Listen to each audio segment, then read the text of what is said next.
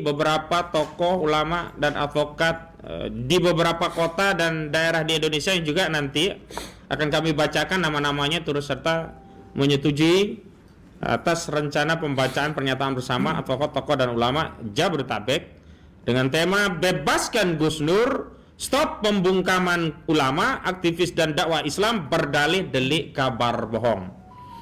Sebagaimana kita ketahui bahwa pada saat pengajuan tuntutan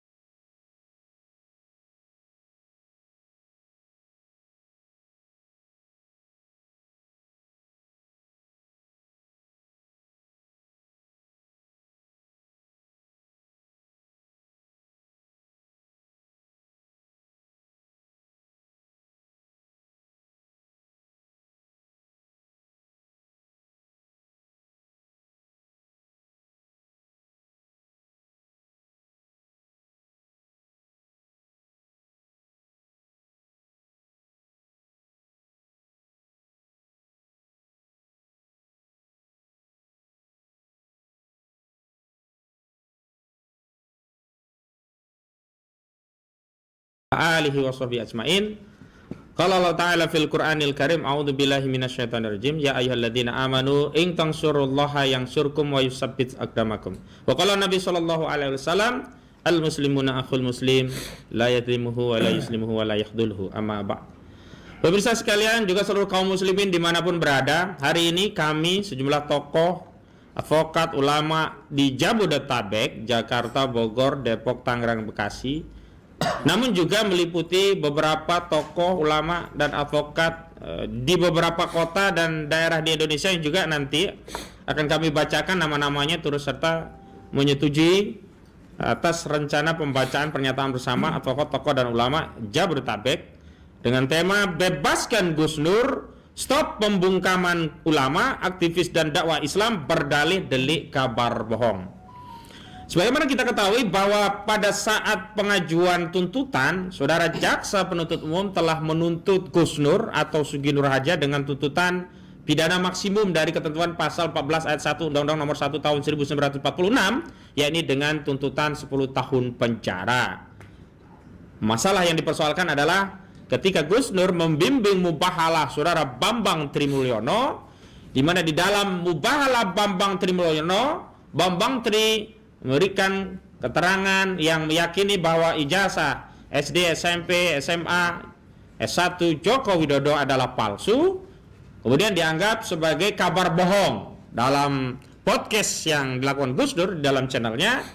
Kemudian Gus Nur dianggap ikut membuat dan mengedarkan kabar bohong yang menerbitkan keonaran di kalangan rakyat. Nah, karena itulah kemudian Gus Nur dituntut 10 tahun penjara berdasarkan ketentuan pasal 14 ayat 1 Undang-Undang Nomor 1 Tahun 1946 tentang peraturan pidana. Nah, sebelumnya Gus Nur dianggap telah melakukan tindak pidana penodaan agama dan tindak pidana menyebarkan kebencian dan permusuhan kepada individu atau kelompok masyarakat berdasarkan sara, suku, agama, dan ras antar golongan. Jadi selain dituduh melakukan atau mengedarkan kabar bohong, Gus Nur juga dituduh telah melakukan penodaan agama dan juga telah menyebarkan sara. Dan hal itu pula yang dulu sudah disampaikan oleh Mabes Polri terkait penyelidikan yang dilakukan oleh Mabes Polri, dan kami juga dulu sudah klarifikasi karena kalau kaitannya dengan ijazah palsu saudara Joko Widodo, saudara Bambang Trimulyono sedang mengajukan proses gugatan perdata di Pengadilan Negeri Jakarta Pusat, dan oleh karenanya kami pernah meminta secara resmi kepada penyidik di Direktorat Tindak Pidana Cyber Mabes Polri untuk menangguhkan proses penyidikan hingga mendapatkan keputusan perdata tentang gugatan yang diajukan oleh Bambang Trimulyono di Pengadilan Negeri Jakarta Pusat sampai memperoleh kekuatan hukum yang tetap. Namun saat itu penyidik menyatakan bahwa penyidikan tidak terkait ijazah palsu, tapi terkait penodaan agama akibat mubahalah yang dilakukan oleh Gus Nur. Namun ternyata di dalam proses persidangan materi utamanya masih berkaitan dengan ijazah palsu yang dianggap ya suatu kebohongan yang menerbitkan keonaran di kalangan rakyat. Jadi mubalahnya juga dianggap menyebarkan kebohongan sehingga menodai agama. Tapi yang perlu kami tegaskan melalui pernyataan bersama pada kesempatan kali ini adalah bahwa Gus Nur tidak pernah melakukan penodaan agama. Gus Nur juga tidak melakukan ya delik sara atau menyebarkan kebencian dan permusuhan berdasarkan suku, agama, ras dan antar golongan. Tetapi Gus Nur terakhir hanya dituntut karena mengedarkan kabar bohong. Konfirmasi bahwa Gus Nur tidak melakukan delik sara dan juga tidak melakukan penodaan agama ya terkonfirmasi dari tuntutan yang diajukan oleh saudara jaksa penuntut umum, di mana jaksa tidak menuntut Gus Nur karena melakukan penodaan agama, tidak menuntut Gus Nur karena telah melakukan perbuatan sara berdasarkan undang-undang ITE, tetapi Gus Nur dituntut 10 tahun penjara yang merupakan tuntutan maksimum dalam pasal kabar bohong ini kan ketentuan pasal 14 ayat 1 Undang-Undang Nomor 1 Tahun 1946. Nah, dalam kesempatan kali ini kami dengan sejumlah tokoh, advokat dan ulama Jabodetabek dan juga sudah disetujui beberapa nama dari sejumlah tokoh-tokoh di kota-kota di seluruh Indonesia nanti akan kami bacakan dan menyampaikan pandangan-pandangan dalam rangka menjelang putusan sidang Gus Nur di Pengadilan Negeri Surakarta yang akan dilaksanakan pada hari Selasa tanggal 18 Januari 2023 di Pengadilan Negeri Surakarta. Telah hadir bersama kita di sebelah kiri saya ada Ustadz Bukhari Muslim, nanti akan menampaikan pandangan-pandangan berkaitan bagaimana seharusnya sikap ulama dalam menghadapi ujian dakwah, termasuk bagaimana sikap ulama untuk memberikan dukungan dan pembelaan terhadap saudara kita Gus Nur. Kemudian juga ada Bang Aziz Januar, juga kita butuh pandangan nanti Bang Aziz tentang bagaimana kita membangun sinergi di tengah rejim yang semakin gemar melakukan kriminalisasi terhadap sejumlah ulama, aktivis dan seterusnya. Kita masih ingat yang ditangani Bang Aziz Januar ada Habib Muhammad Rizik Syihab yang hanya mengatakan alhamdulillah saya kabar sehat ya, kena pidana dituntut 6 tahun dan kemudian divonis 4 tahun dan terakhir berapa Bang Aziz ya? Udah keluar ya, mohon maaf ya. Yang belum tuh Bang Munarman. Ya, Bang Munarman dianggap melakukan tindak pidana terorisme juga ditangani oleh Bang Aziz Januar. Nanti kita juga akan dengarkan pandangan Bang Aziz. Juga di sini juga ada Bang Juju Purwantoro yang juga terlibat dalam penanganan kasus Ustadz Farid Ahmad Ubah, Ustadz Anung Alhamad dan Ustadz Ahmad Zain An-Najjar. Sedianya nanti juga akan datang Bang Abdullah Al-Katiri yang juga ikut menangani, dan kita juga butuh pandangan-pandangan Bang Juju Purwantoro karena mau tidak mau kita tidak bisa sendiri-sendiri, harus bersinergi. Karena yang dizalimi bukan hanya ulama dari satu organisasi saja, lintas organisasi, lintas pergerakan. Kalau dulu kita anggap yang dikerjai kan hanya orang-orang yang tidak dikenal. Sekarang sampai ulama sekelas Ustadz Farid Ahmad Ubah yang pernah diundang ke istana pun masih bisa dituduh melakukan teroris gitu loh. Ini yang miris ya. Kemudian nanti ada Bang Jalih Pitung dari sisi aktivis, bagaimana pandangan Bang Jalih yang juga pernah mengalami dikriminalisasi. Dan juga nanti ada Ustadz Muhammad Salman, bagaimana sikap kita terhadap apa yang menimpa Gus Dur, juga terhadap tokoh-tokoh dan ulama-ulama yang lainnya. Dan terakhir nanti kita juga minta pandangan dari Ustadz Irwan Saifullah terhadap masalah ini juga. Nah, alhamdulillah, monggo Bang Abdullah Al-Katiri nanti juga kita minta pandangannya. Nah, kursi ada di depan nih Bang, satu lagi ya. Nanti juga kita kasih kesempatan masing-masing. Sebelum nanti di ujung kita akan melakukan pembacaan pernyataan bersama. Baik, untuk awalan saya persilahkan kepada Ustadz Bukhari Muslim untuk menyampaikan pandangannya. Tafadhol Ustaz. Ya, pelan-pelan ini sambil dipegang. Maaf. Nah. Sambil dikontrol suara ya, khawatir ada.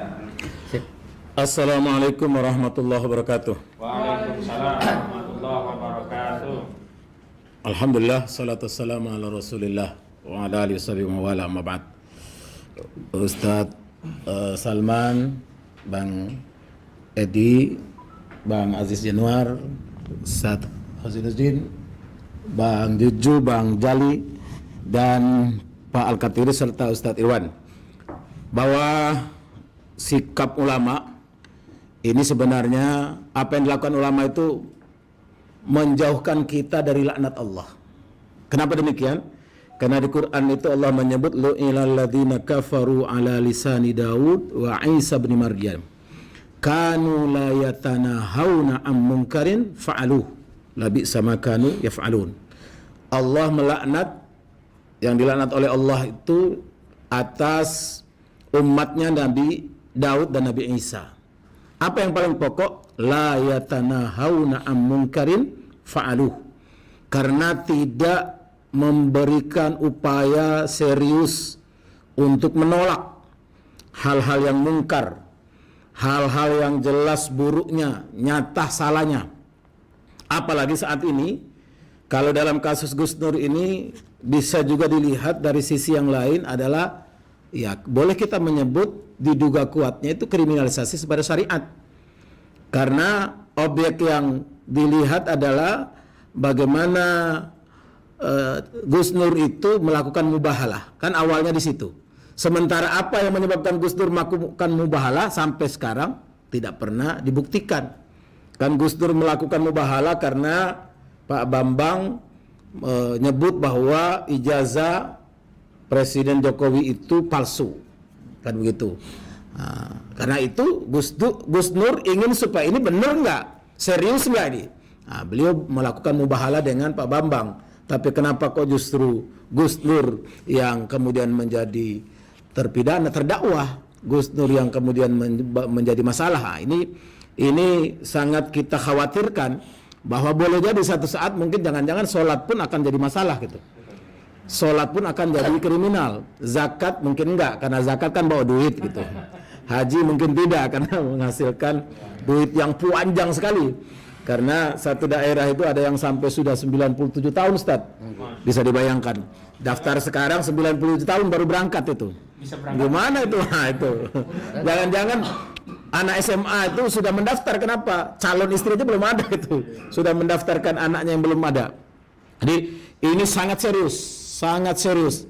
Kalau ini dibiarkan, tidak ada tindakan dari kita khawatir apa yang terjadi di umatnya Nabi Daud, umatnya Nabi Isa ini benar-benar akan terjadi.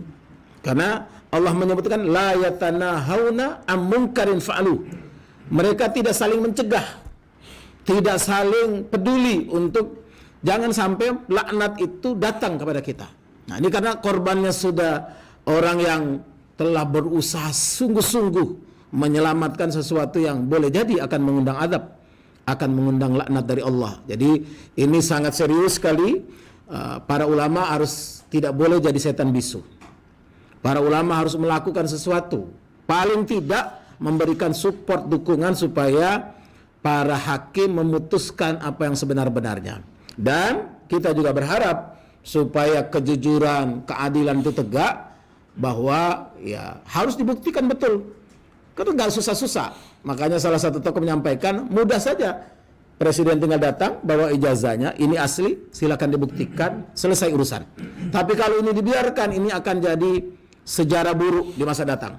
Jangan sampai kita sudah sekian kali punya presiden, tidak pernah penjara hanya karena persoalan yang sepele, persoalan yang ya apa namanya sangat memalukan lah kalau diangkat. Jadi kita sangat berharap peran para ulama ini bukan sekedar diam dan doa saja, tapi harus terjun, karena sangat kita khawatirkan. Boleh jadi ini satu syariat, mungkin nanti syariat yang lain lagi, karena ya misalnya ajaran Islam yang ya bisa jadi menjadi pengundang seolah-olah jadi masalah di tengah masyarakat. Jadi kita sangat mengharapkan dukungan untuk membebaskan Gus Nur, karena ini awal yang tidak baik dalam kecuali jelas-jelas bahwa dibuktikan ijazahnya tidak palsu dan Bambang Tri itu bersalah. Nah, itu pun sebenarnya Gus Nur tidak bersalah.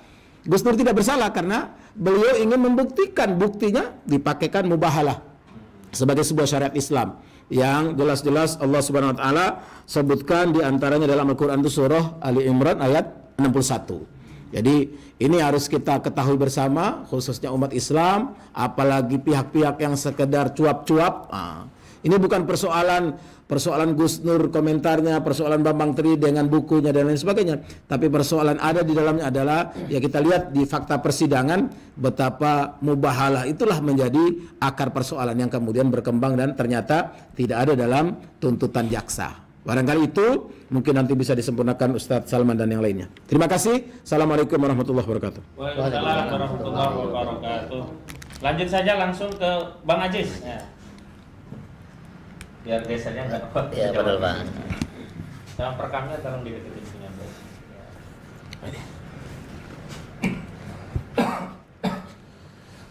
Ya, Assalamualaikum warahmatullahi wabarakatuh. Waalaikumsalam warahmatullahi wabarakatuh. Innalhamdulillah nahmaduhu wa nasta'inuhu wa nastaghfiruhu wa na'udzubillahi min shururi anfusina wa min sayyiati a'malina may yahdihillahu fala mudhillalah wa may yudhlil fala hadiyalah. Asyhadu alla ilaha illallah wa asyhadu anna Muhammadan abduhu wa rasuluhu la nabiyya ba'da.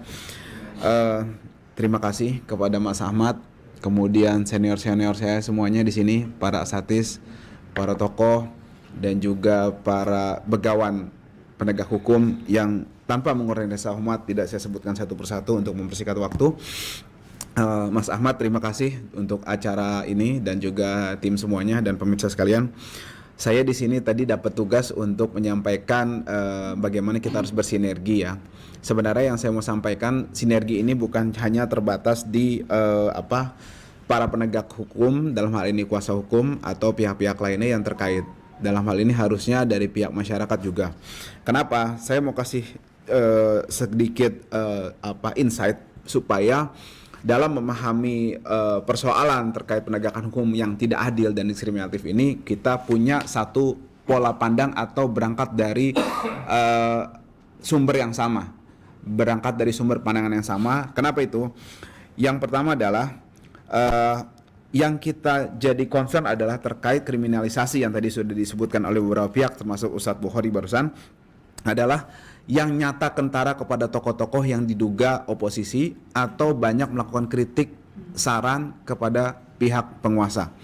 Ini tidak bisa kita pungkiri sama sekali karena ini nyata gitu kan, dan juga sangat terlihat.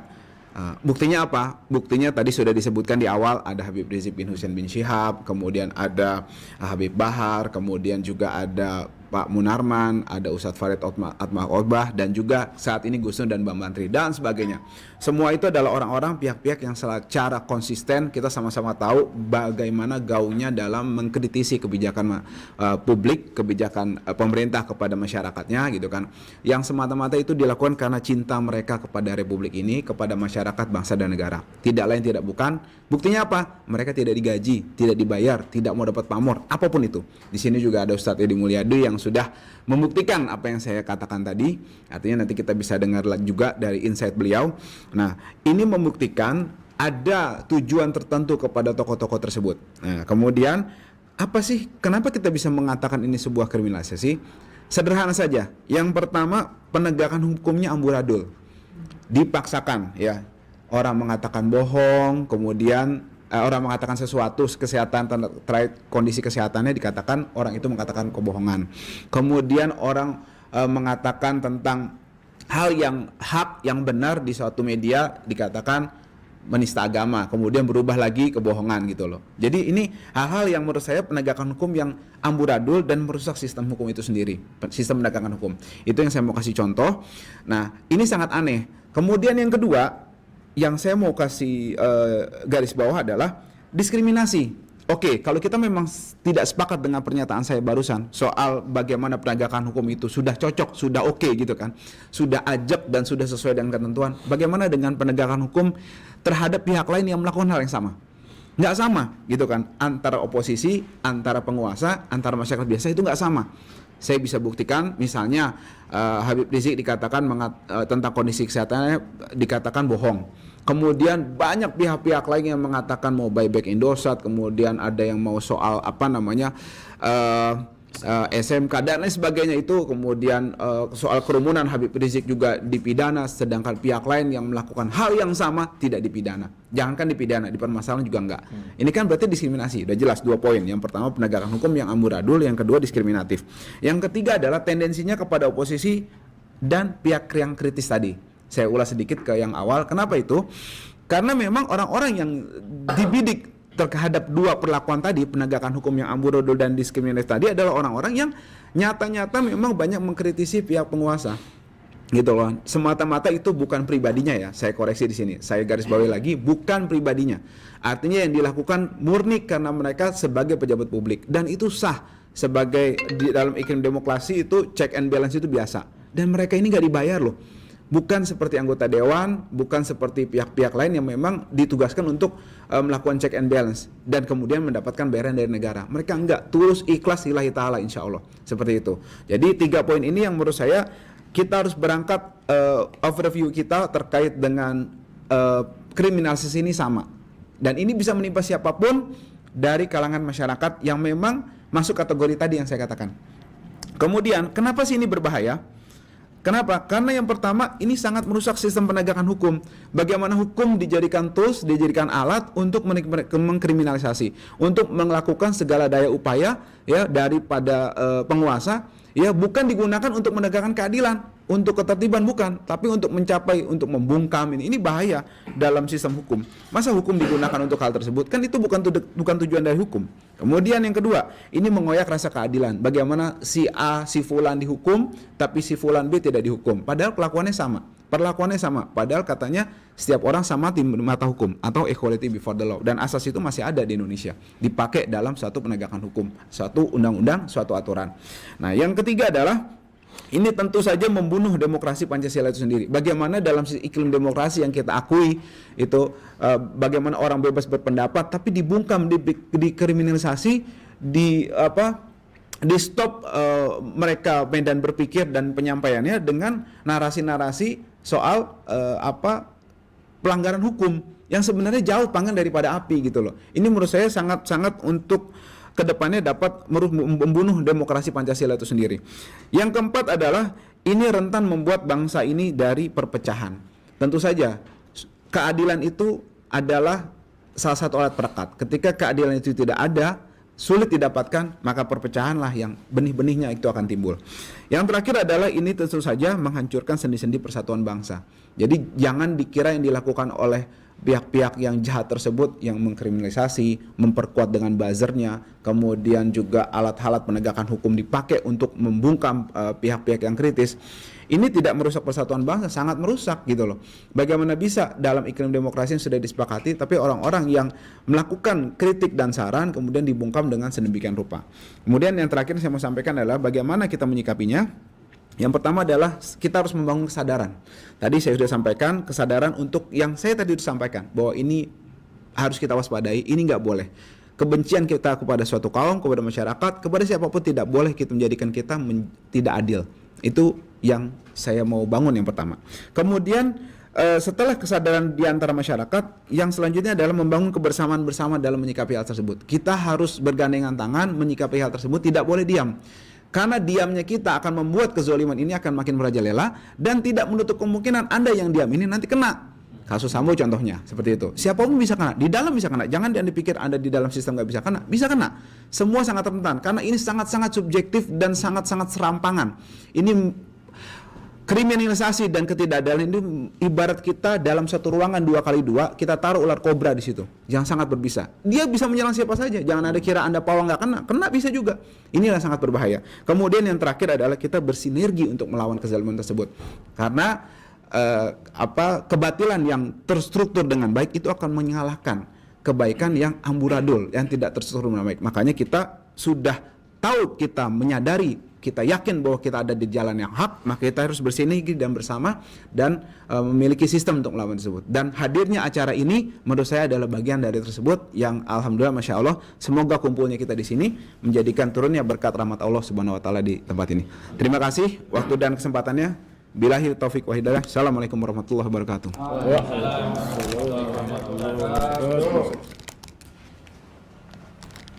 Ya. Tadi pagi saya mendapatkan artikel yang menyentuh ditulis oleh Ustadz Arif B. Iskandar. Beliau sampaikan sebuah hadis bahwa di dalam bulan Ramadan itu ada satu malam yang lebih utama daripada 1000 bulan, yakni malam Lailatul Qadar. Ternyata ada peristiwa yang lebih daripada satu malam Lailatul Qadar. Apa itu? Yakni bersiap siaga menjaga ya diri agar tetap terjaga di benteng perbatasan dalam rangka jihad fi sabilillah. Luar biasa. Namun karena kita suasananya tidak jihad, tidak perang, ternyata kita juga bisa mendapatkan pahala layaknya jihad fi sabilillah. Apa itu? Yakni dakwah amar ma'ruf nahi mungkar kepada penguasa yang zalim. Karena dikatakan di dalam hadis ya, Sayyidus Syuhada adalah Hamzah bin Abdul Muthalib, dan seorang lelaki yang menyeru kepada penguasa zalim agar berbuat yang hak begitu, lalu dia meninggal karena seruan itu, maka dia statusnya Sayyidus Syuhada. Nah, karena itu di dalam suasana Ramadan ini, di tengah-tengah kita juga menjalankan aktivitas puasa, etika, sholat dan seterusnya, kita juga tidak meninggalkan satu amalan yang luar biasa dahsyat, yakni amar ma'ruf nahi mungkar. Bukan hanya amar ma'ruf nahi mungkar biasa, tapi amar ma'ruf nahi mungkar kepada penguasa agar tidak bertindak zalim, agar tidak mengeluarkan keputusan yang zalim kepada Gus Nur, dan bukan hanya kepada Gus Nur. Kalau tidak kita persiapkan diri untuk mengantisipasi apa yang dialami Gus Nur, juga bisa dialami oleh ulama, ustadz dan aktivis lainnya. Selanjutnya saya persilakan Bang Edi Mulyadi dari sisi opini media untuk memberikan pandangan. Beliau adalah wartawan senior. Mudah-mudahan kita juga mendapat tambahan pencerahan agar kita bisa juga membantu ya pertarungan hukum ini dengan pertarungan opini. Karena hari ini sedahsyat apapun pertarungan hukum di ruang persidangan, kalau tidak di backup opini menjadi kurang bernilai begitu. Terima kasih kepada Bang Edi, kami persilakan. Tafadhol Bang. Allahu Akbar. Masya Allah.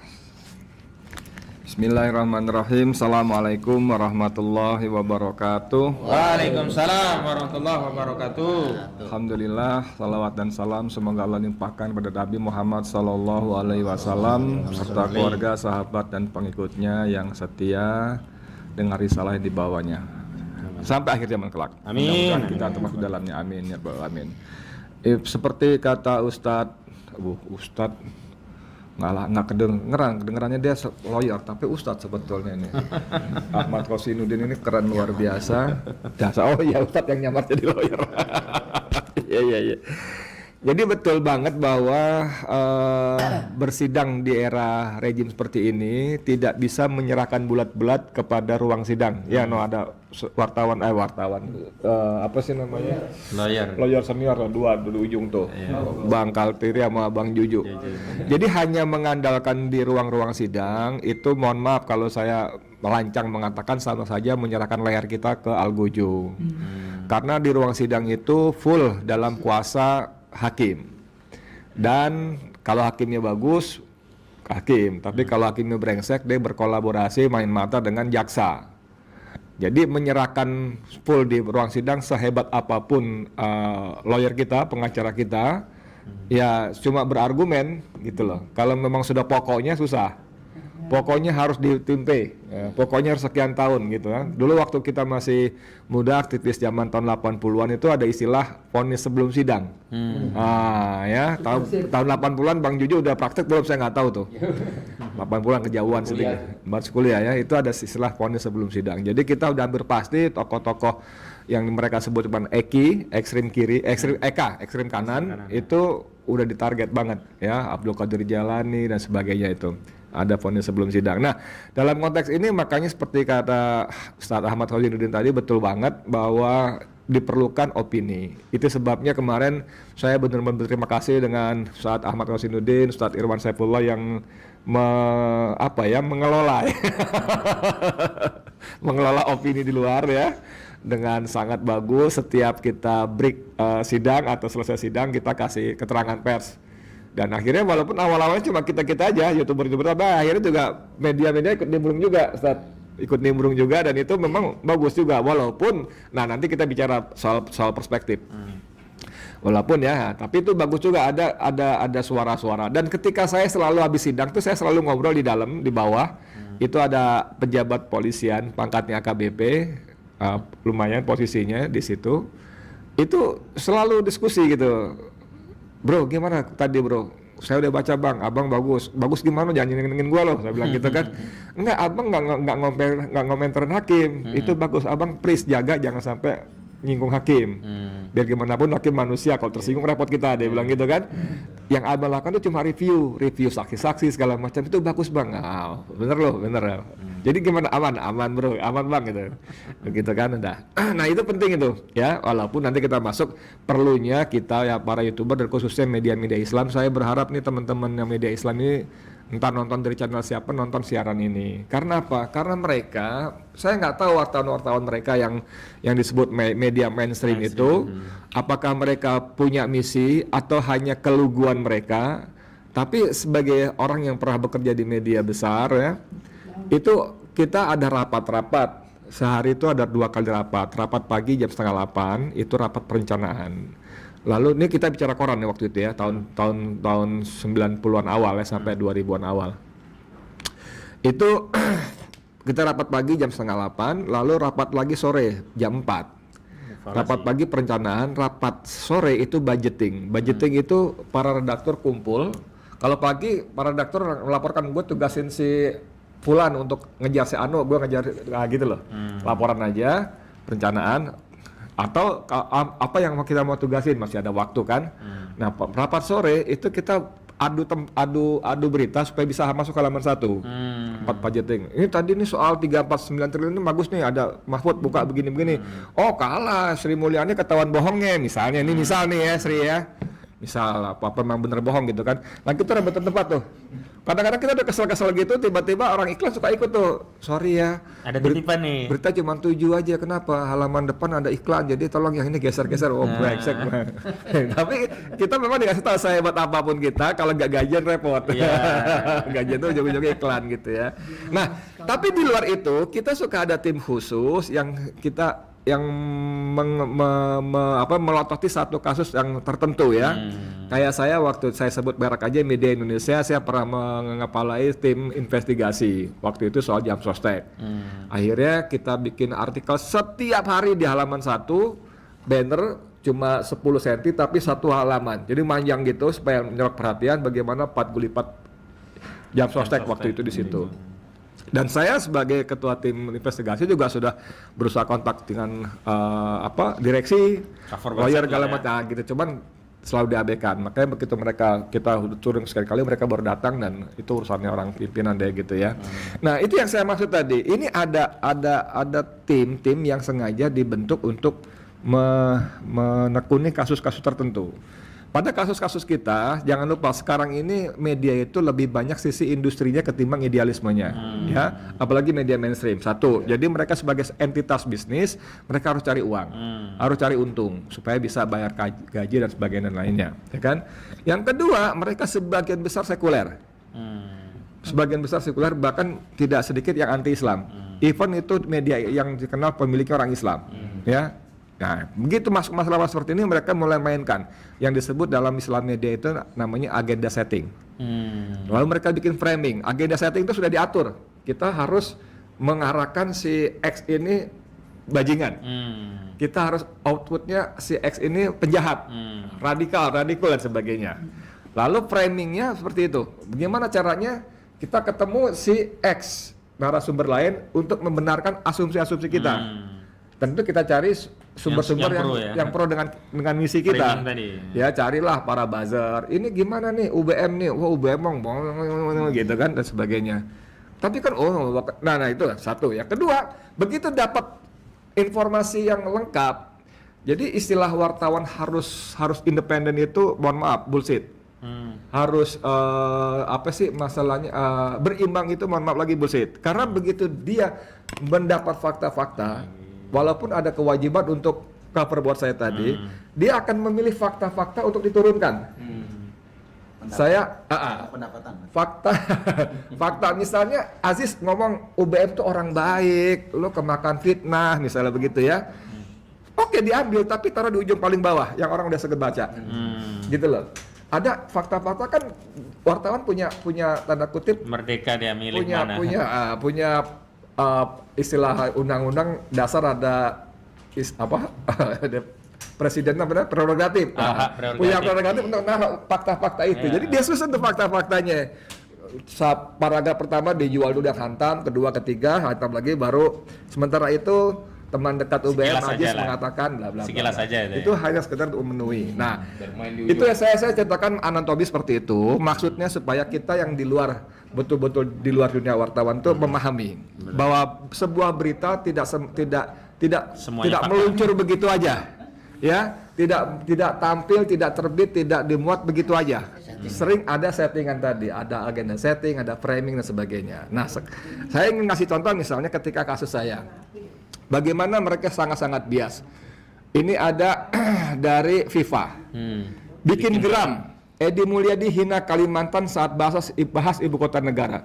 Padahal Ini nggak ada sudah faktanya. vonis. Iya, vonis ya. Hina, saya tidak menghina Kalimantan, tidak menghina ibu kota, ya. Iya, betul. Dari penjudulan itu sudah bagian dari framing tadi, pengiringan opini tadi. Lalu ada Trans 7. Ini kita tahu pemiliknya namanya si Hairul Tanjung, Tanjung. yang kita anggap pengusaha muslim. Iya. Ya, dari ranah Minang ya. Edi Mulyadi hina IKN di Kaltim, tempat dibuang anak. Mana saya menghinanya? Iya. Bahkan saya nggak pernah bilang Kalimantan tempat dibuang anak ya, Mas Juju ya, dalam sidang-sidang kita sampai itu Mas Juju termasuk yang paling Kuasa getol ngejar itu. Bagian mana videonya? Itu saya ingat beberapa kali dikejar terus. Di belah mana? Mana? Menit keberapa? Nggak ada kalimat menghina itu nggak ada. Bahkan menyebut IKN tempat dibuang anak itu nggak ada. Nggak ada secara verbal ya, nggak ada gitu loh. Tapi kan orang digiring seperti itu. Ini Trans 7. Lalu ada bisnis ini kelompoknya Ciputra. Ini para konglomerat ya. Ada Ciputra, ada siapa itu Volvo siapa Volvo? Astagfirullahaladzim. Ada lah ya. Hina Kalimantan tempat buang anak Edi Mulyadi dilaporkan ke Barreskrim. Tidak ada kata hina, menghina tuh nggak ada. Lalu Tribun ini grupnya Kompas ya. Siapa Edi Mulyadi yang lantang hina IKN di Kalimantan hingga sebut Prabowo Subianto macan mengeong? Kalau sebut iya, ya macan mengeong betul sebut. Tapi kalau hina itu sudah. Nah, jadi bagaimana mereka begitu? Video saat hina Kalimantan viral, Edi Mulyadi takut buka HP karena ditelepon. Ini sumbernya dari Bang Kadir. Iya. Tapi saya tidak mengatakan saya takut telepon, saya buka telepon, itu saya buka HP itu WA, SMS, telepon bertubi-tubi orang maki-maki, dan saya nggak takut gitu loh. Tapi mereka giring seperti itu. Jadi maksud saya begini, kita ini kan setiap muslim kan punya kewajiban. Apalagi Allah kasih kesempatan kita main di media sosial atau bahkan di media massa ya dalam bentuk online atau sebagainya. Itu yang pertama, jadi kita betul-betul manfaatkan itu. Kalau kita buka di surat As-Saff ayat ke-8 ya. Ke-8 kan memang Allah udah kasih tahu. Walaupun nggak pas betul tapi jadi juga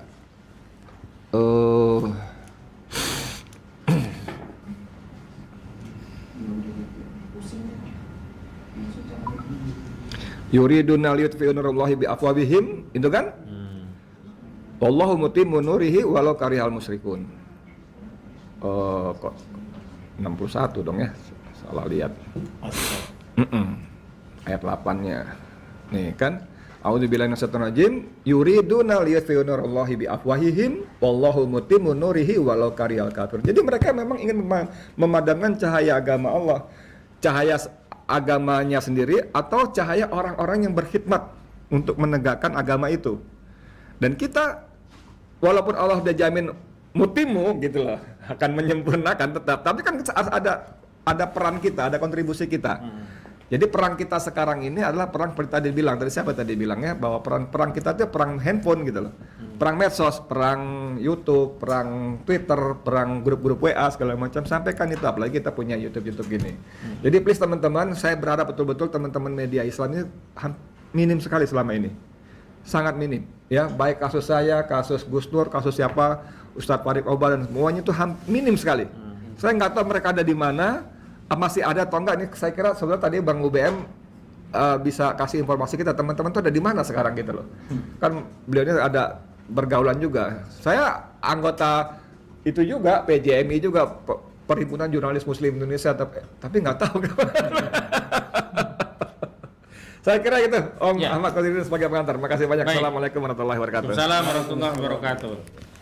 Allah Subhanahu wa taala berfirman di dalam Al-Qur'an surah Al-Hujurat ayat 6, ya ayyuhalladzina amanu in ja'akum fasikum binaba'in fatabayyanu. Wahai orang-orang beriman, jika datang kabar dari orang-orang fasik, maka periksalah.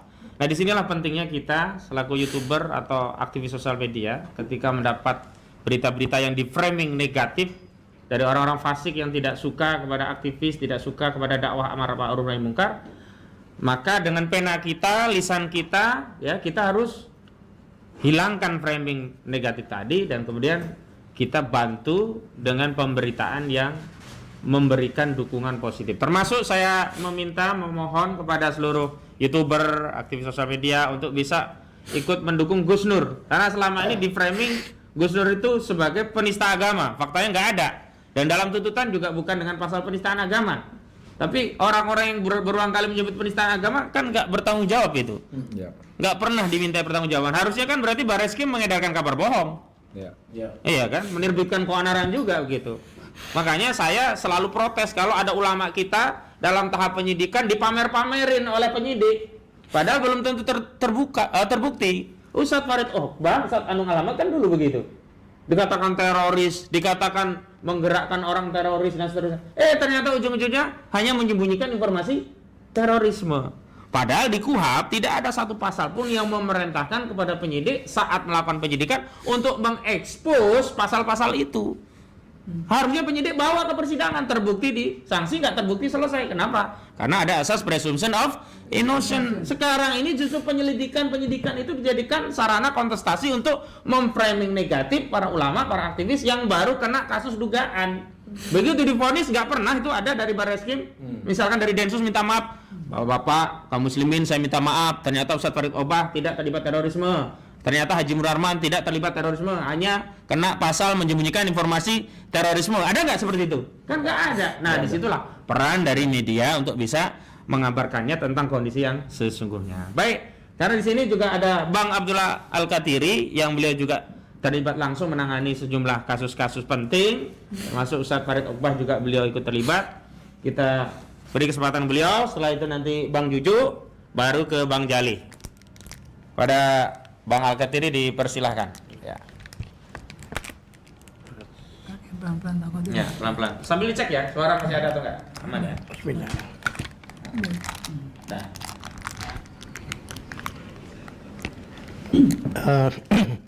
Bismillahirrahmanirrahim.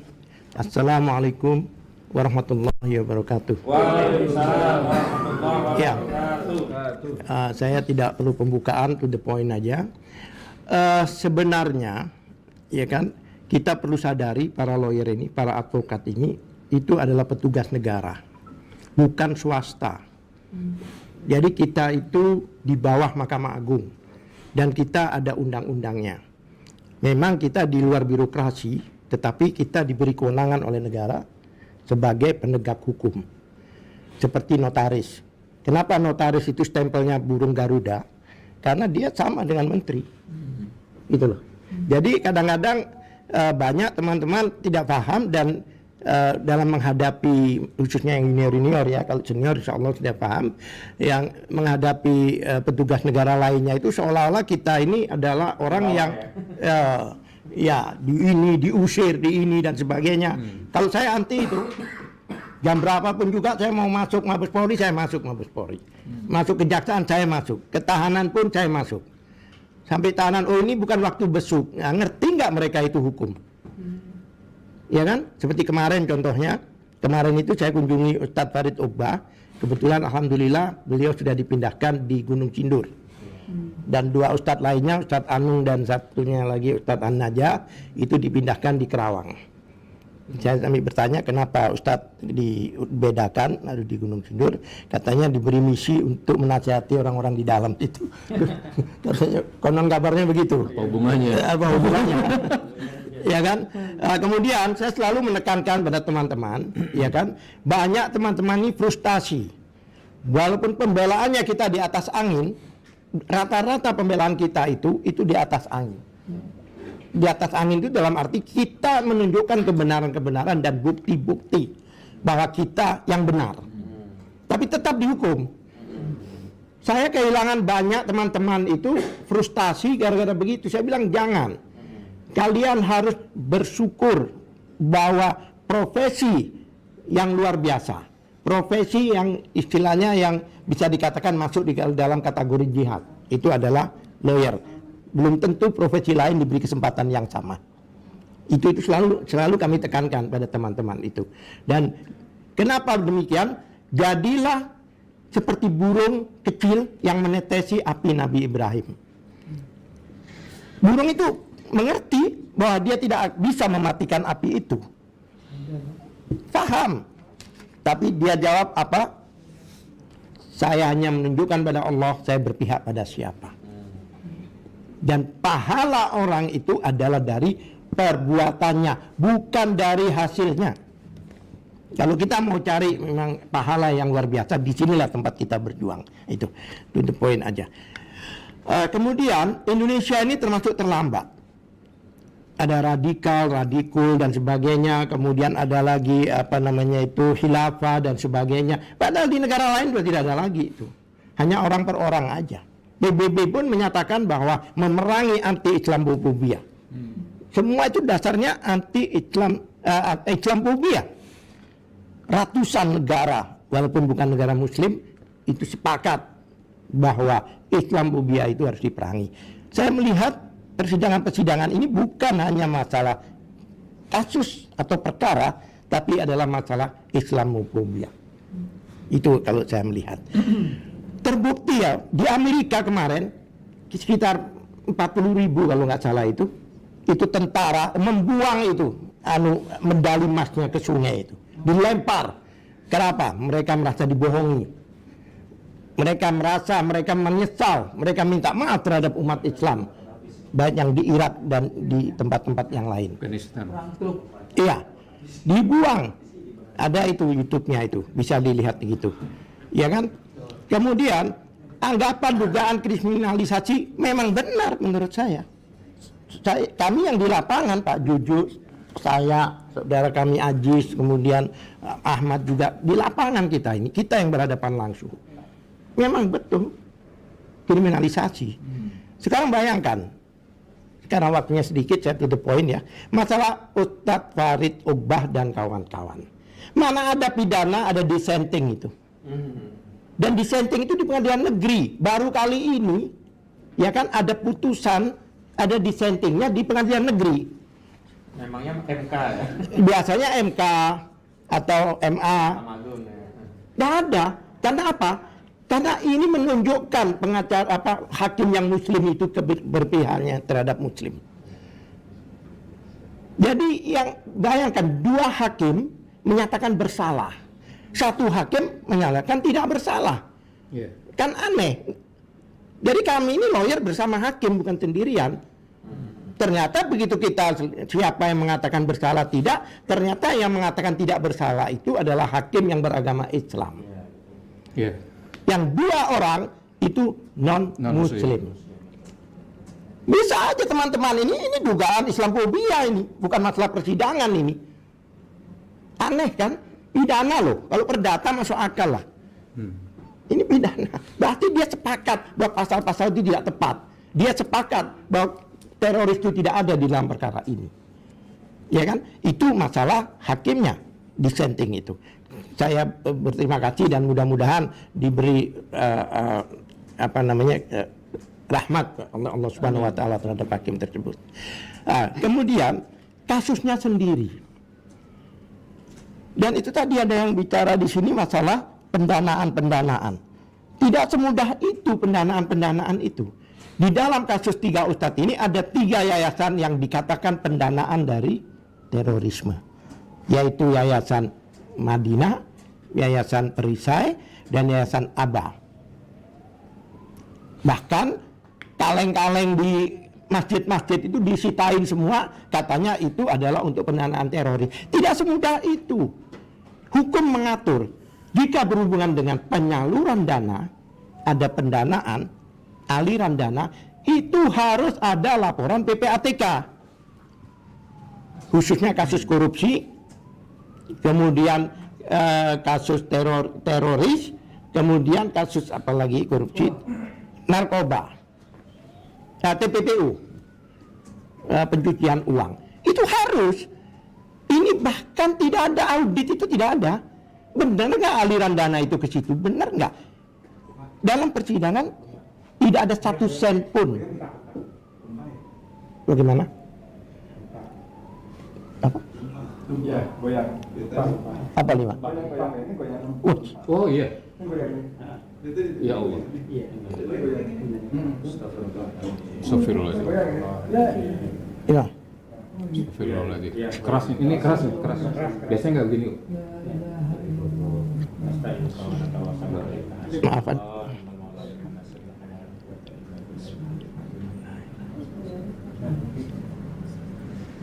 Biasanya nggak sampai gini, keras. Keras. Keras. Berasa. Rasa goyang.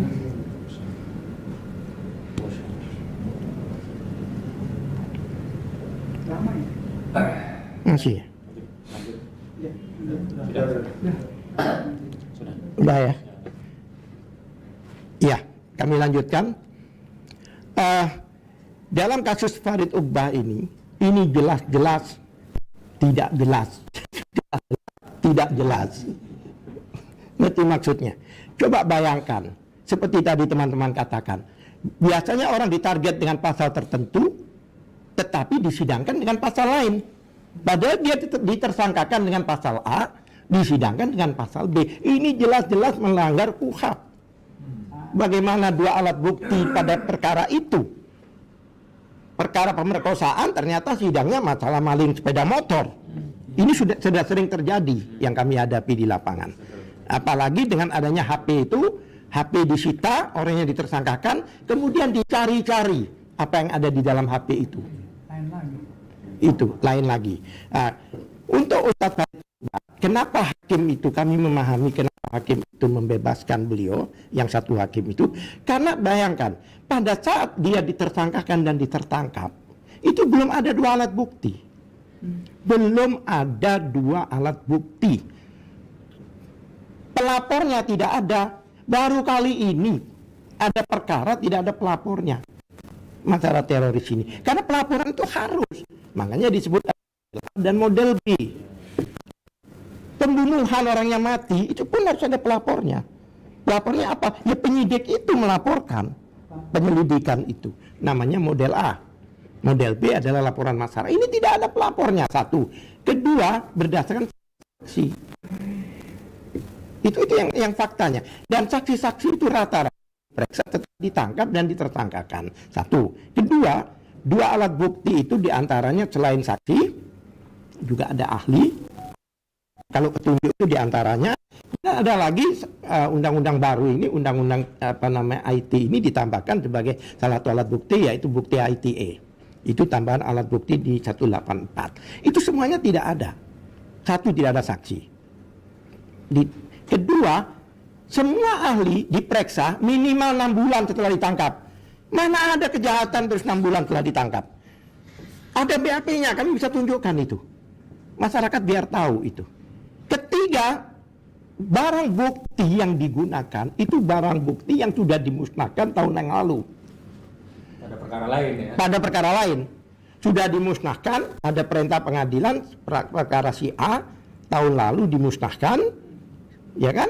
Kemudian perintah kejaksaan untuk melaksanakan perintah amar putusan itu tahun lalu tiba-tiba dimunculkan.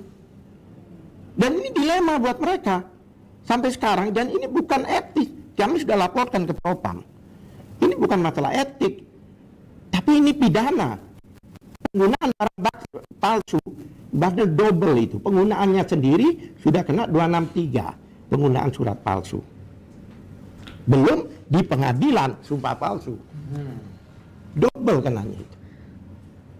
Nah, kalau memang ini bukan palsu, ini seharusnya dalam penguasaan hakim. Kalau bisa kembali ke penyidik, nah ini perlu dipertanyakan. Bagaimana barang bukti yang sudah dalam penguasaan hakim, ya kan, bisa kembali lagi ke penyidik. Jombi. Iya, ini perlu ini kita soundingkan nanti kalau sudah negara ini agak tenang itu DPR itu. Setelah negara api tidak menyerang lagi ya. Iya. Itu fakta. Ya kan? Kemudian kami terus terang aja, kami terus protes. Kenapa ditaruh di Cikeas dan sebagainya? Orang yang belum jelas bersalah pada saat di dalam penyidikan disuruh sumpah NKRI. Nah ini ngerti hukum apa enggak? Suruh kembali ke NKRI. Kalau orang belum disidangkan, itu adalah praduga tak bersalah. Tidak bisa dimintain pertanggungjawaban seperti itu. Bahkan kata-kata, salah satu kata-kata yang saya baca di media, bahwa Pancasila itu tidak bertentangan dengan syariah. Yang ngomong bertentangan dengan syariah itu siapa? Tidak ada orang Islam mengatakan Pancasila bertentangan dengan syariah. Tidak ada. Di mana ada? Orang Islam tidak pernah galau dengan Pancasila. Tidak pernah. Karena apa? Karena syariah itu adalah tauhid. Pancasila itu adalah tauhid. Kemudian masalah mubahalah. Ya, kemudian masalah orang dibilang sehat terus di penjara. Sehat, oh berarti bohong. Jadi hati-hati kalau Bapak bawa obat di kantong Bapak ditanya sehat, ternyata ada obat di kantong Bapak kena, dibilang bohong. Bapak sakit kok bilang sehat, bisa dipidana. Iya. Kemudian satu kasus lagi yang berhubungan dengan ini Jakarta Barat, yaitu Khairul Anwar. Khairul Anwar itu juga demikian. Seorang mubalek, anggota MUI Bengkulu, ya kan? Seorang mubalek MUI, bahkan dia iya. Itu juga dikenakan menyembunyikan teroris. Dan bagaimana orang yang dai berceramah tidak pernah menyinggung-nyinggung soal kejahatan dikatakan teroris, ya kan? Baiklah kalau gitu, karena waktunya juga terbatas dan masih banyak teman-teman yang belum mendapat giliran, saya sampaikan di sini. Terima kasih. Ya. Oh ini. Baik. Fakta yang terjadi pada kasus Ustadz Farid Oqbah itu juga terjadi pada Gus Dur. Karena itu kita memang butuh mendukung penuh melalui pernyataan bersama nanti. Dan Gus Dur pun juga sama. Di awal dianggap melakukan penodaan agama, dianggap menyebarkan delik sara, begitu. Ternyata tuntutannya hanya mengedarkan kabar bohong. Sementara objek kabar bohong itu kan ijazah palsu. Nah, sejak awal sampai nyaris putusan tanggal 18 April nanti, itu ijazah aslinya tidak pernah diperlihatkan di persidangan. Iya. Nah, itu kata kuncinya sebenarnya itu. Kalau ijazah aslinya ada diperlihatkan di persidangan, sebenarnya ya masih masuk akal lah. Ini faktanya ijazah asli itu tidak ada di persidangan. Dan ini yang kemudian membuat kita semua punya alasan untuk menuntut agar Gus Dur dibebaskan. Baik, selanjutnya secara politik hukum, tolong Bang Juju Purwantoro untuk bisa menyampaikan pandangannya. Kami persilakan.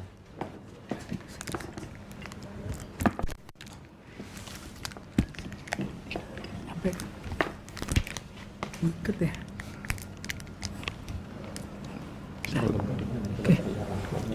Assalamualaikum warahmatullahi wabarakatuh. Waalaikumsalam warahmatullahi wabarakatuh. Rekan Ahmad Hosinuddin yang sudah menginisiasi konfes ini, rekan-rekan yang lain tidak bisa saya sebutkan satu-satu. Bang Edi Mulyadi juga dari sini. Dengan mengucapkan syukur alhamdulillah sampai Ramadan kita yang hampir di ujung gitu ya. Kita masih berikan hari terakhir nih. Sehat dan syukur alhamdulillah begitu. Amin.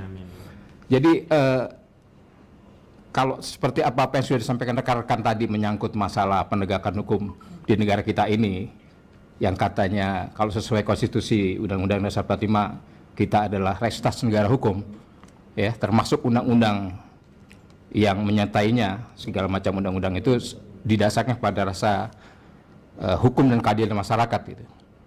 Tapi bahwa faktanya, saya coba menyoroti di era pemerintahan atau ketatanegaraan 10 tahun terakhir ini, itu masyarakat sangat merasa sekali ya terjadi penyimpangan ataupun pelanggaran-pelanggaran hukum dan termasuk dalam keadilan atau penegakan hukum masyarakat itu demikian timpang.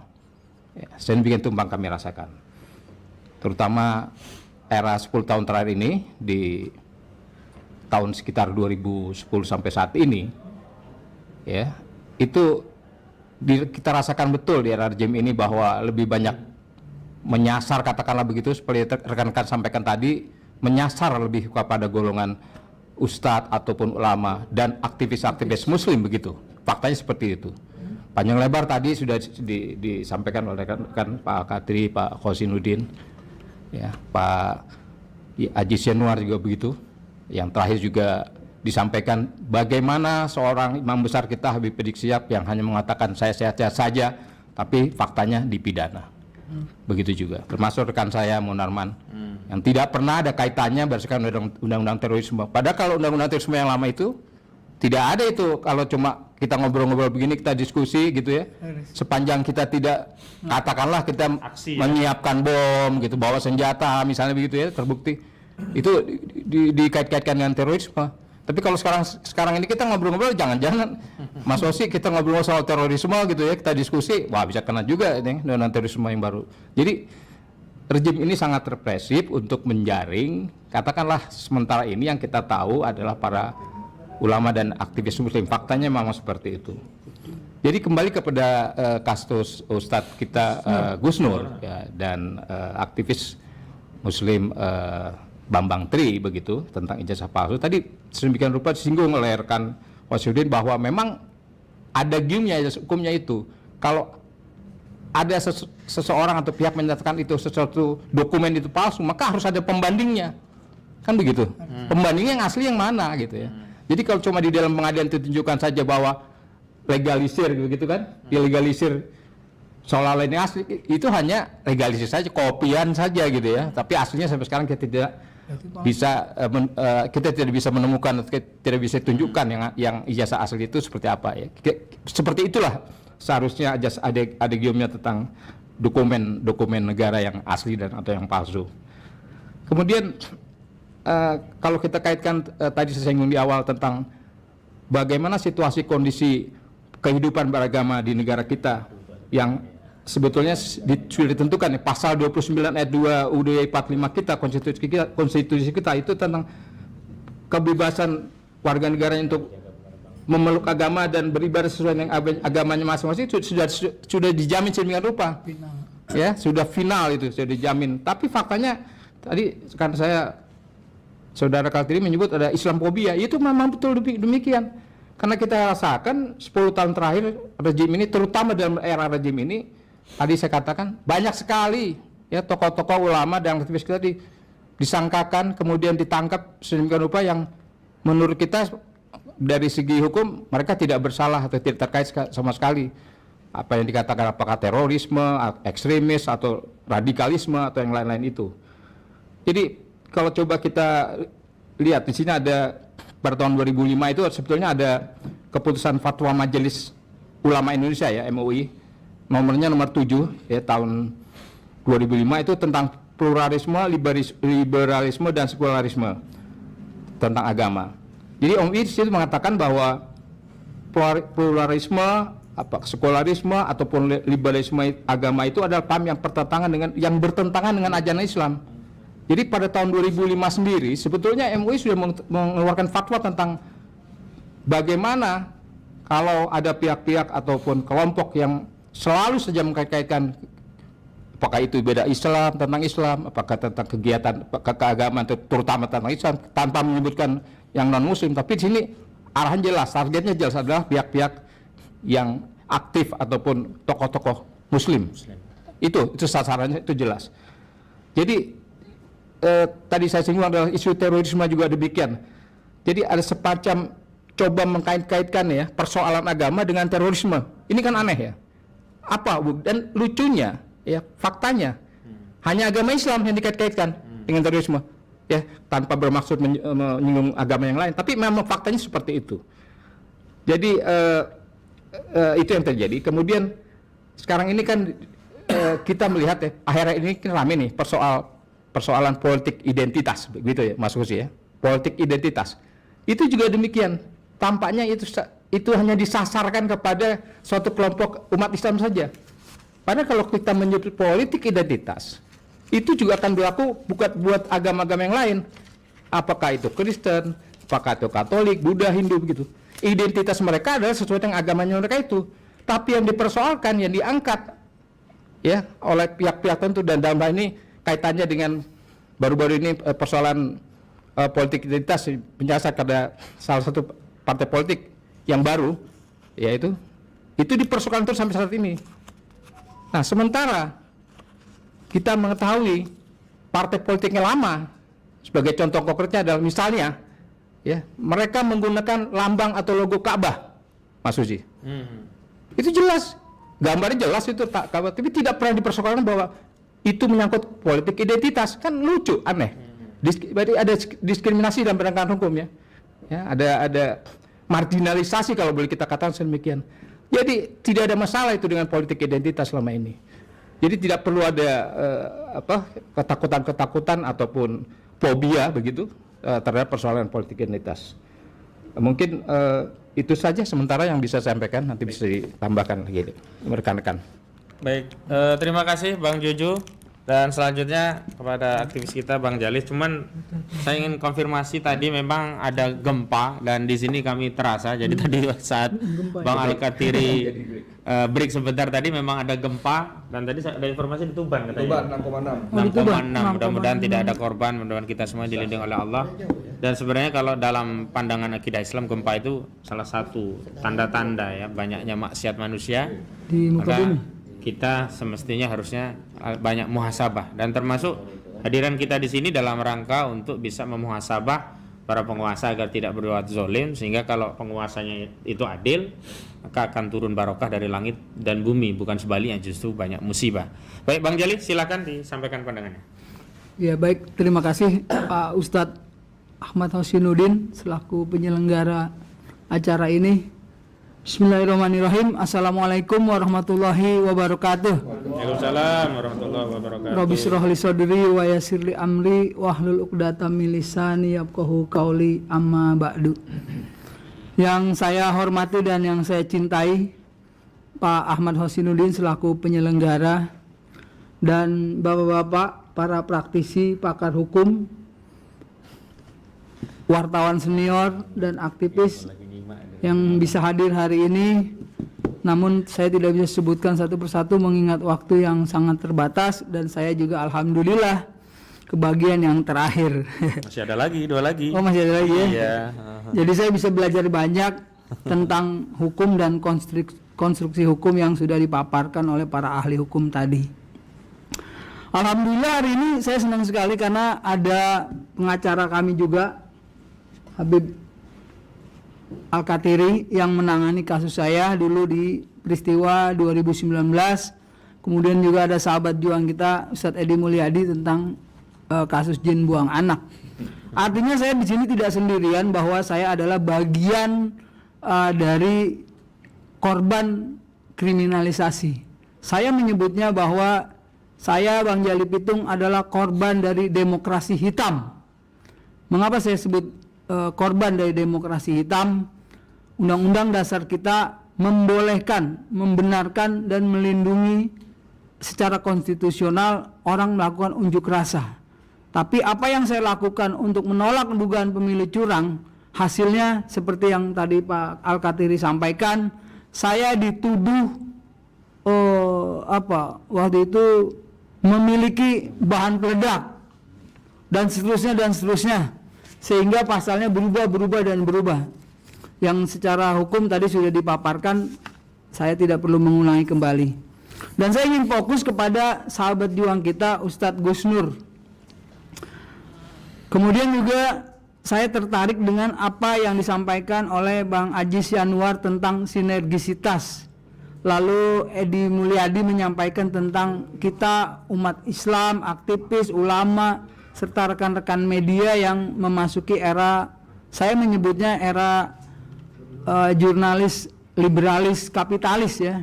Memang faktanya seperti itu. Maka berdasarkan pengalaman kami dulu hanya koran Tempo ya Ustadz ya, hanya satu-satunya di penghujung persidangan kita yang ke-36 itu koran Tempo. Padahal sebelumnya, nah ini sama dengan kasus Gus Nur tadi yang disampaikan oleh Bang Edi Mulyadi dan Hosinuddin. 17 Oktober saya ingat sekali itu tahun 2019 dilakukan konferensi pers bahwa Jali Pitung dan kawan-kawan adalah orang-orang yang memprovokasi mahasiswa untuk melakukan penggagalan pelantikan presiden pada tahun 2019. Bahkan ada tudingan saya membawa bahan peledak dan sebagainya. Nah inilah yang kita sedih terhadap kasus Gus Nur hari ini. Tuduhannya diawali dengan mubahalah. Padahal mubahalah dilindungi oleh undang-undang khususnya pasal 29 tentang menjalankan syariat agama ya Pak Ustadz ya. Itu yang saya pahami. Nah tapi kemudian berubah lagi penyebaran berita bohong. Undang-Undang nomor 1 pasal 14 tahun 1946. Nah ini yang sangat miris sekali. Kita sebagai aktivis dalam kesempatan yang singkat ini juga saya mengajak kepada teman-teman aktivis untuk tetap istiqomah, tetap berjuang dan tidak takut dikriminalisasi, karena sebagaimana tadi disampaikan pada pembukaan tadi tentang surat Muhammad ayat 7, intang surullaha yansurkum wa yusabbit aqdamakum. Nah itu saya rasakan betul bagaimana saya di lapas kota Tangerang itu tetap tegar. Artinya ayat itu benar-benar shodaqallahul azim. Saya tetap tegar, tidak minder, tidak merasa bersalah karena memang kita benar memperjuangkan kebenaran.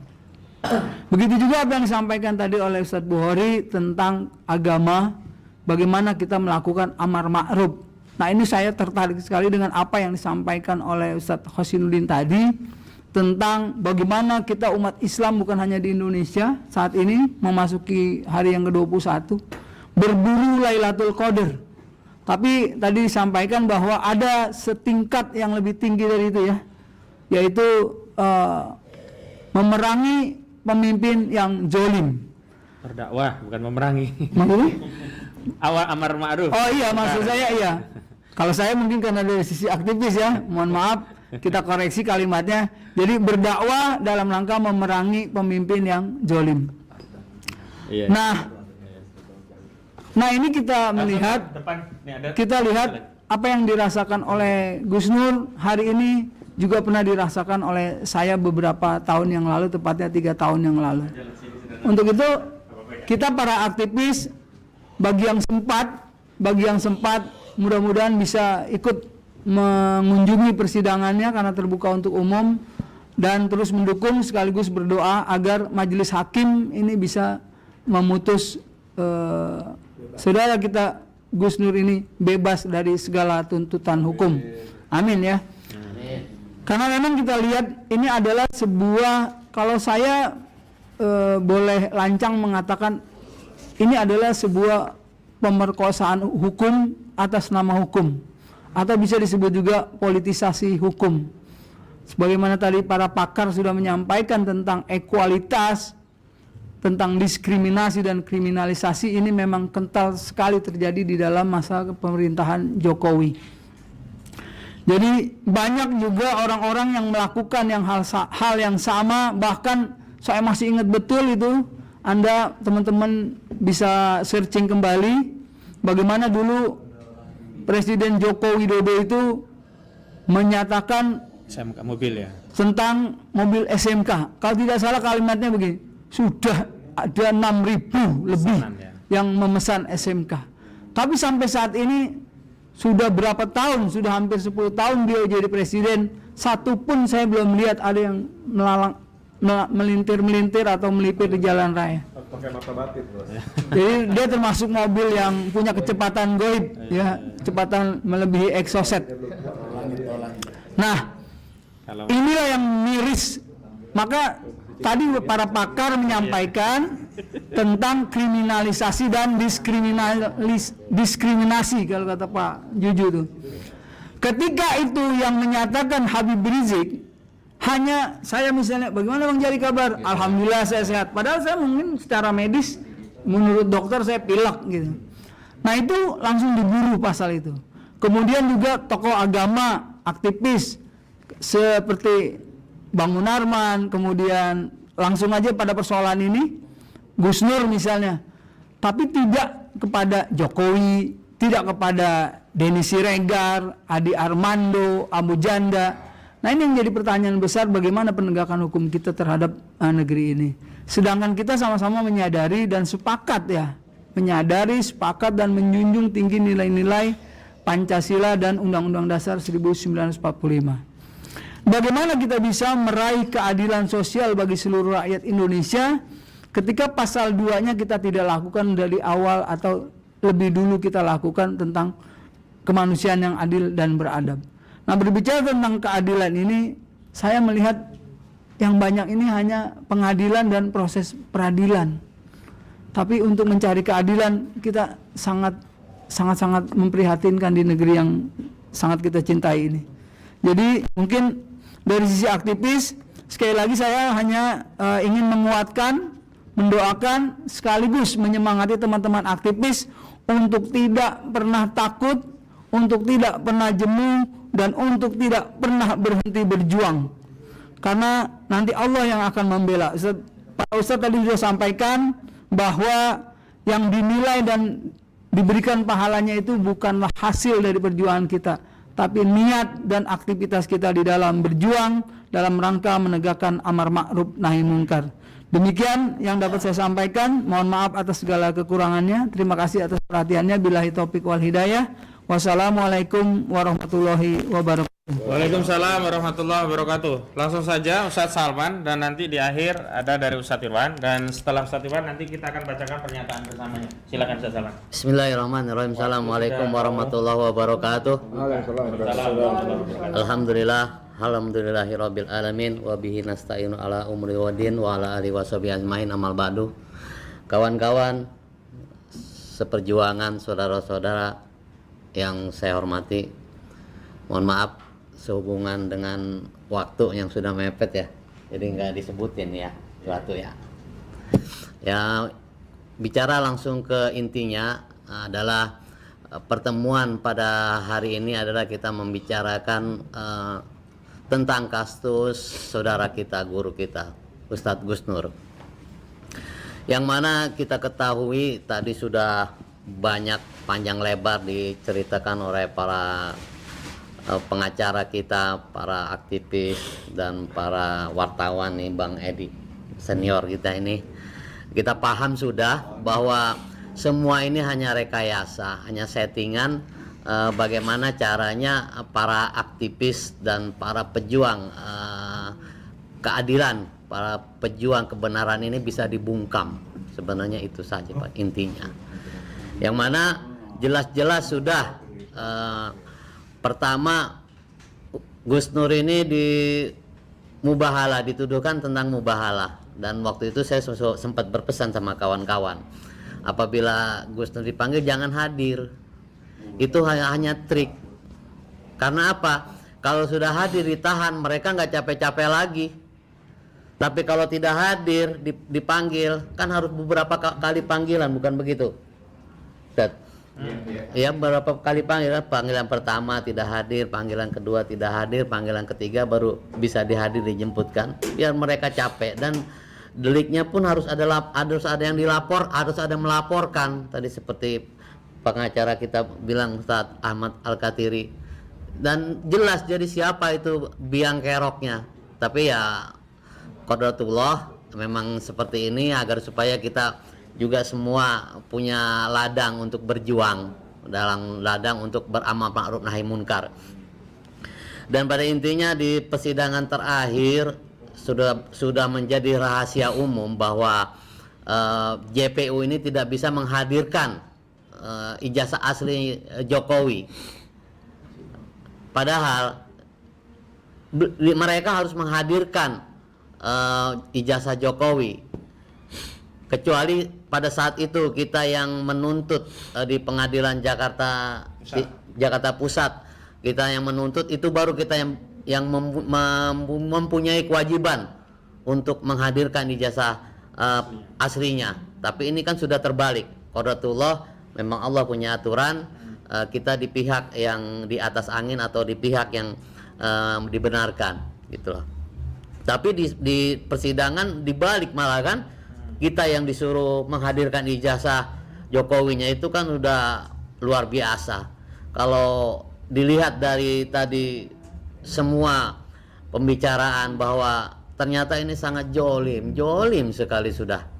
Diibaratkan ini orang sudah jatuh ditibanin tangga ini, bukan ditolongin tapi ditibanin tangga ini udah luar biasa jolimnya. Nanti Allah punya aturan untuk membalas mereka. Dan juga kita sama-sama di sini jangan bosan, jangan takut, jangan gentar untuk berjuang ke depan, karena ini belum seberapa ini. Kalau menurut saya ini peristiwa-peristiwa ini belum seberapa ini.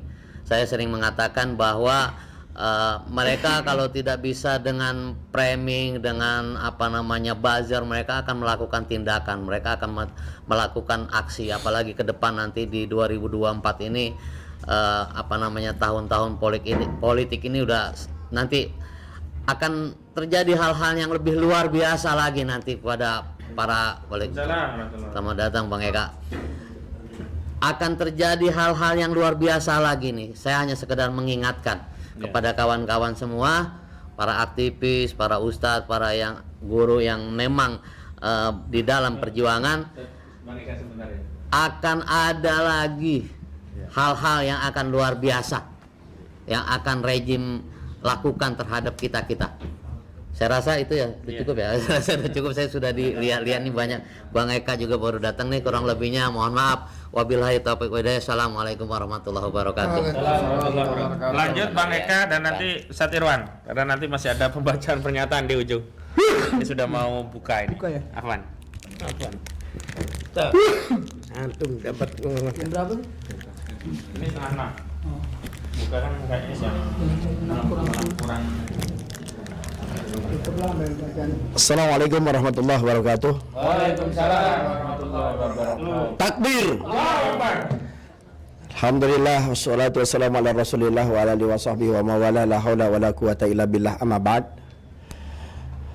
Ini menjelang daripada putusan seorang aktivis muslim, seorang ulama yang coba untuk dikriminalisasi, maka kita menolak segala bentuk kriminalisasi terhadap ulama dan kita berharap hakim sebagai kepanjangan tangan Tuhan bisa memutuskan dengan sejernih-jernihnya tanpa takut tekanan, tanpa takut intervensi, karena menjadi moto antum mudah-mudahan iskariman aw mutsyahidah, hidup mulia atau mati syahid. Kalau seorang hakim sudah bisa memutuskan satu perkara dengan adil, maka Allah akan menjamin segala sesuatunya. Kuatkan hati sang hakim, bebaskan Gus Dur. Demi Allah, kita tidak akan pernah tinggal diam ketika ulama-ulama kita dikriminalisasi, ketika ulama-ulama kita dizalimi, ketika ulama-ulama kita selalu diintimidasi, diancam dan lain sebagainya. Maka kami tidak akan pernah tinggal diam, kami akan terus bergerak untuk menegakkan kebenaran dan keadilan. Terima kasih. Assalamualaikum warahmatullahi wabarakatuh. Lanjut ke Sadirwan dan Serwan hadir juga nanti Ustaz. Assalamualaikum warahmatullahi wabarakatuh. Alhamdulillah wa syukurillah wa ni'matillah. Atas nama keluarga Gus Nur kami ucapkan kepada seluruh kuasa hukum, para ulama, para aktivis dan ormas yang telah banyak memberikan dukungan dan support dan pembelaan kepada Gus Nur dan Bambang Tri. Yang kedua, kita sama-sama tahu ya, seluruh rakyat Indonesia ini berharap banyak sebetulnya ya, ijazah Pak Jokowi ini hadir di dalam sidang. Kenapa? Karena sidang Gus Nur ini sesungguhnya adalah sidang yang sangat besar, mungkin lebih besar dibanding kasus 349 triliun. Ya, mungkin lebih besar juga dari kasus Sambo. Ya, karena konsekuensinya adalah kalau ini tidak selesai permasalahan ini, Pak Jokowi ini bisa ya dilegitimasikan sebagai raja bohong itu jadi sempurna. Nah, ini yang kasihan kita. Yang kedua juga bisa di impeachment, gitu ya.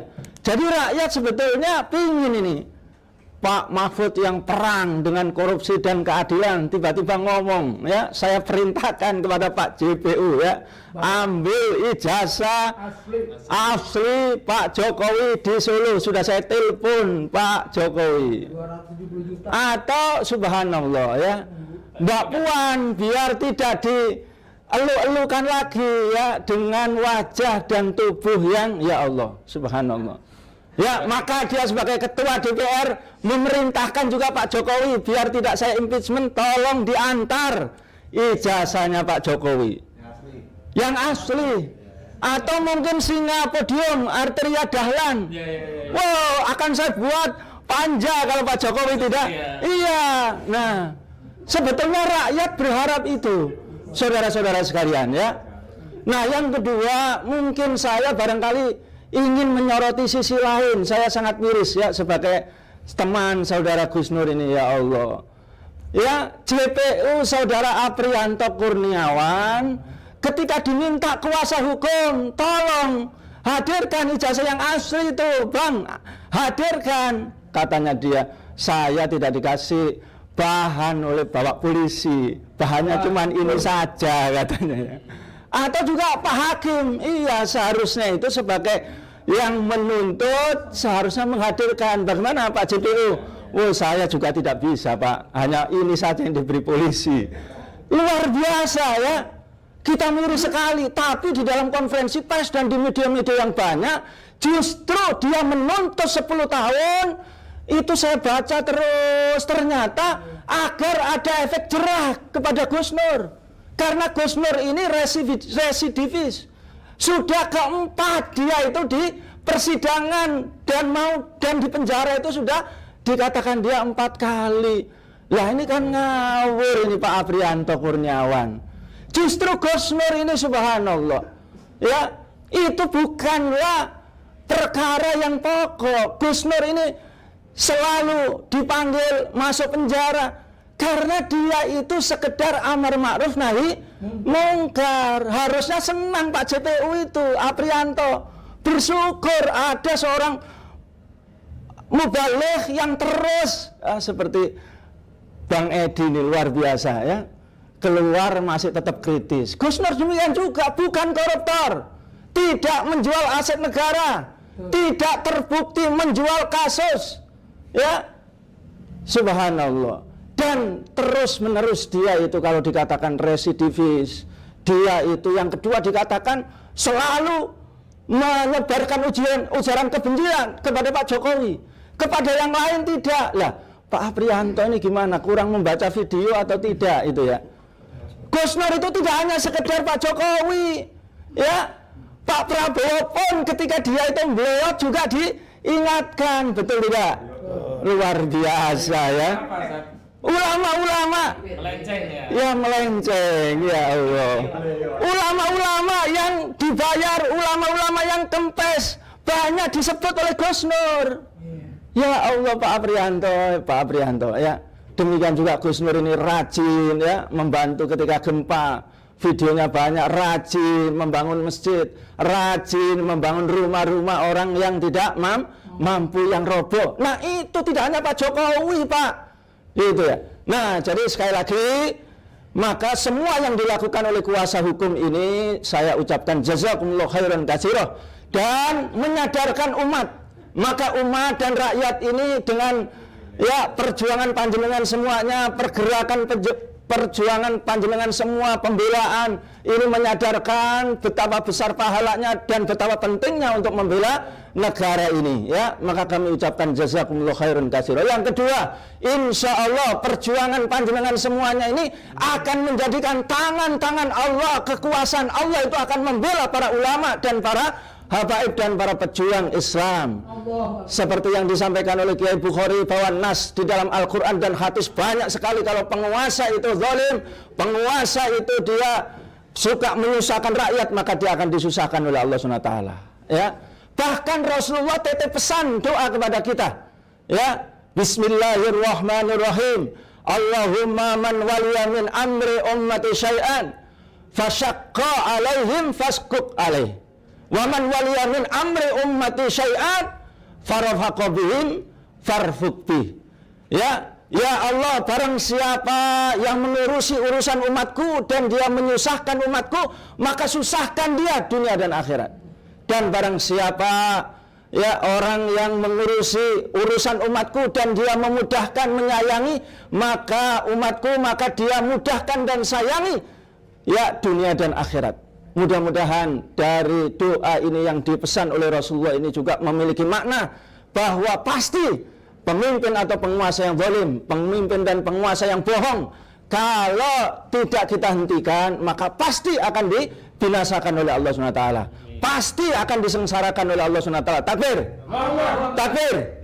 Ini yang harus menyadarkan Bapak Hakim, maka wajib Gus Nur ini dibebaskan. Takbir. Gus Nur ini wajib dibebaskan. Dan tidak lupa para habaib, para ulama, para aktivis ormas Islam yang ada di Jawa Tengah, hadiri pada tanggal 18 jam 9 hari Selasa di Pengadilan Surakarta. Kita semuanya hadir berduyun-duyun. Insya Allah Bapak Hakim akan terketuk karena takut akan siksa dan hisab Allah SWT dunia dan akhirat. Assalamualaikum warahmatullahi wabarakatuh. Baik, terakhir akan saya bacakan pernyataan bersama. Jadi karena ini situasinya puasa, duduk saja, menyimak saja. Saya akan bacakan, nanti kita akhiri dengan takbir. Dan di sini juga saya akan bacakan sejumlah tokoh-tokoh di berbagai daerah yang juga ikut menyetujui atas substansi atau materi pernyataan ini. Baik, Bismillahirrahmanirrahim. Pernyataan bersama advokat, tokoh, dan ulama Jabodetabek, bebaskan Gus Nur, stop pembungkaman ulama, aktivis, dan dakwah Islam berdalih delik kabar bohong. Setelah mencermati keseluruhan fakta persidangan, memperhatikan keterangan saksi dan ahli, bukti-bukti, hingga setelah mendengar keterangan dari terdakwa baik Gus Nur maupun Bambang Tri, kami advokat, ulama, dan tokoh Jabodetabek dengan ini ingin menyampaikan hal-hal sebagai berikut. Pertama, aktivitas yang dilakukan oleh Gus Nur adalah aktivitas yang terkategori penyampaian pendapat di muka umum dan menjalankan ibadat dalam agama Islam, baik berupa dakwah amar ma'ruf nahi mungkar maupun ketika membimbing sumpah mubahalah, yang kesemuanya adalah aktivitas yang sah, legal, dan konstitusional, hal mana telah dijamin konstitusi berdasarkan ketentuan pasal 28 dan pasal 29 Undang-Undang Dasar 1945. Kedua, penyampaian pendapat di muka umum dan menjalankan ibadat dalam agama Islam baik berupa dakwah maupun mubahalah, baik dalam bentuk menulis buku dan mempublikasikan materi muatannya, melaksanakan aktivitas dakwah amar ma'ruf nahi mungkar, termasuk di dalamnya melakukan sumpah mubahalah, bukanlah kejahatan. Sekali lagi, termasuk di dalamnya melakukan sumpah mubahalah bukanlah kejahatan. Karena itu aktivitas dimaksud bukan menyebar kebohongan yang menerbitkan keonaran, bukan menebar kebencian dan permusuhan berdasarkan sara, juga bukan penistaan agama, tidak melanggar pasal 14, 15 Undang-Undang Nomor 1 Tahun 1946, pasal 28 junto pasal 2 ayat 2 Undang-Undang ITE, juga pasal 156A KUHP sebagaimana didakwakan oleh jaksa penuntut umum. Ketiga, hingga proses akhir pemeriksaan persidangan, tidak ada satupun ahli maupun saksi-saksi yang dihadirkan di persidangan yang pernah melihat atau mengetahui ijazah asli Jokowi, baik ijazah SD, SMP, SMA, dan S1. Karena itu segenap rakyat Indonesia memiliki hak atas kepastian keaslian ijazah asli presidennya agar tidak mewarisi legasi memalukan kepada generasi selanjutnya, karena republik ini tertuduh memiliki presiden berijazah palsu. Keempat, Presiden Jokowi sebenarnya memiliki kesempatan untuk membuktikan ijazah aslinya dalam proses persidangan. Namun sayang, hingga proses pemeriksaan saksi dan ahli selesai, ijazah asli Jokowi tidak juga dihadirkan di persidangan. Berdasarkan hal-hal tersebut di atas, didasari atas keyakinan tidak terbuktinya tuduhan yang dialamatkan kepada Gus Nur, maka kami merekomendasikan agar majelis hakim yang memeriksa perkara dimaksud agar memberikan putusan yang adil dengan membebaskan Gus Nur atau setidaknya melepaskannya dari segala tuntutan. Jika tidak, kami khawatir putusan yang menghukum Gus Nur akan meruntuhkan wibawa peradilan dan memicu terjadinya pembangkangan rakyat. Lagi pula, Pengadilan berkepentingan untuk mengeluarkan keputusan yang adil untuk mengkonfirmasi lembaga yudikatif masih lurus dan steril dari pengaruh kekuasaan dan dapat dijadikan sarana untuk memberikan keadilan kepada segenap masyarakat pencari keadilan. Jakarta, 14 April 2023. Tertanda advokat tokoh dan ulama Jabodetabek, juga beberapa daerah lainnya: Ahmad Kozuddin SH, Dr. Egy Sujana SH MSI, Ahmad Midan SH, Dr. Refli Harun SH LLM, Kiai Haji Slamet Ma'arif, Ustadz Muhammad Yusuf Marta, Kiai Haji Mikdad Ali Aska LC, Ustadz Bukhari Muslim, Juju Purwantoro SHMH, Dr. Andes Abdullah Al-Katir SHMH, Haji Yanuar SHMH, Kiai Ahmad Jainuddin, Ustadz Eka Jaya, Edi Mulyadi, Jali Pitung, Ustadz Muhammad Salman, Ustadz Iwan Saifullah, Novel Bamukmin Esa, Kiai Muhammad Asrori Muzaki, Mojokerto, Kiai Heru Elyasa, Mojokerto, Kiai Toha Kholili, Madura, Azamkan Esa, Cak Selamat Sugianto, Surabaya, Dr. Muhammad Taufik SHMH, Solo, Dr. Andes Haji Muhammad Sani Alamsyah SHMBL, Profesor Suiteki SHM Home, Semarang, Haji Zainal Mustafa SPD SHMH Solo, Mujib Malkan Sangiju Mega Bintang Solo, Muhammad Evan Medan, Kiai Haji Abdul Habib Tuban,